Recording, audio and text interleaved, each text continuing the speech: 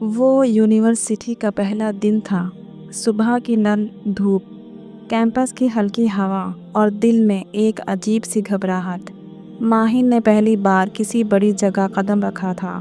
کتنی ہی دعائیں ماں نے دے کر بھیجی تھیں، بیٹی اپنی عزت اور ایمان کا خیال رکھنا، اللہ تمہارے ساتھ ہے۔ ماہین کی نگاہوں میں خواب تھے اور دل میں ایک سکون، لیکن اسے کیا خبر تھی کہ یہی جگہ اس کی تقدیر بدلنے والی ہے۔ پہلی ہی کلاس میں اس کی ملاقات ہوئی احمد سے، ایک عام سا لڑکا مگر مسکراہٹ میں کچھ خاص۔ نہ جانے کیوں وہ مسکراہٹ دل کے کسی کونے میں جا کر رک گئی۔ وقت گزرتا گیا، کلاس میں پروجیکٹ، لائبریری کی باتیں، چھوٹے چھوٹے سلام، اور پھر یہ سلام دعاؤں میں بدل گئے۔ احمد ایک نارمل دل رکھنے والا انسان تھا، لیکن زندگی کے رنگوں میں کچھ بھٹک گیا تھا۔ ماہین کی سادگی، اس کی شرم و حیا اور اس کی دینداری نے احمد کو بدلنا شروع کر دیا۔ اب وہ نماز میں کھڑا ہوتا اور دل میں بس ایک ہی دعا کرتا، یا اللہ، اگر وہ میری تقدیر ہے تو اسے میرے حق میں لکھ دے۔ مگر تقدیر کے فیصلے کبھی ہماری دعاؤں کے مطابق نہیں ہوتے۔ ایک دن احمد نے ماہین سے اپنے دل کی بات کہی۔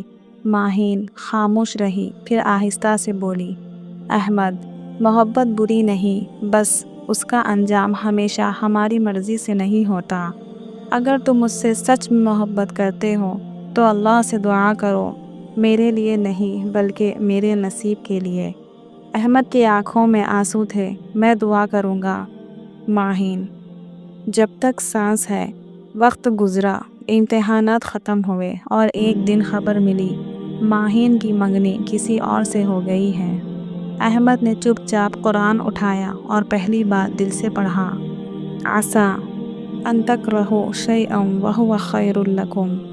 ہو سکتا ہے تم کسی چیز کو ناپسند کرو مگر وہ تمہارے حق میں بہتر ہو۔ ماہین چلی گئی۔ احمد نے اپنی محبت کو دعا میں بدل دیا۔ زندگی آگے بڑھی مگر دل کے ایک کونے میں تقدیر کا وعدہ ہمیشہ باقی رہا۔ سالوں بعد جب احمد نے مسجد میں کسی کو قرآن پڑھاتے دیکھا تو دل رک سا گیا۔ وہ ماہین تھی، چہرے پر حجاب، آواز میں سکون۔ احمد نے بس مسکرا کر دعا کی، یا اللہ، اسے ہمیشہ خوش رکھنا۔ اور مسجد کے دروازے پر کھڑا احمد آسمان کی طرف دیکھ کر مسکرایا، تقدیر، تیرا وعدہ سچا نکلا۔